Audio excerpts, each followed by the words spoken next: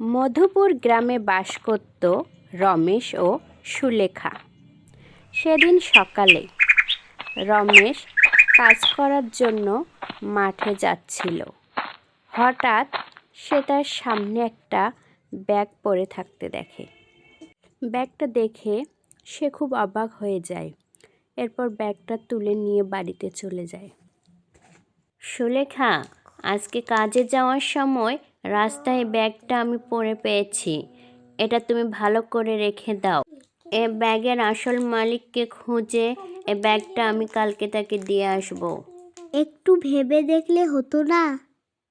এই ব্যাগটা দিয়েই তো আমরা আমাদের ভাগ্যের পরিবর্তন করতে পারি। এসব কি বলছো তুমি?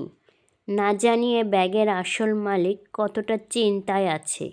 আমি বরং আজকে গিয়ে এই ব্যাগটা ফিরিয়ে দিয়ে আসবো। এরপর রমেশ ব্যাগটা নিয়ে পুলিশ স্টেশনে চলে যায়। সাহেব, এ ব্যাগটা আমি রাস্তায় কুড়ে পেয়েছি এবং সব ঘটনা খুলে বলে। পুলিশ ব্যাগের ভিতর থেকে আইডি কার্ড বের করে ব্যাগের মালিককে ফোন দেয়। এরপর ব্যাগের মালিক পুলিশ স্টেশনে চলে আসে।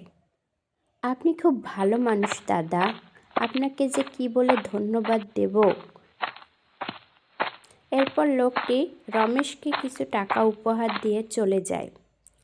রমেশও টাকা নিয়ে বাড়িতে চলে আসে, নতুন ব্যবসা শুরু করে। রমেশের সংসারে আর কোনো অভাব অনটন থাকে না।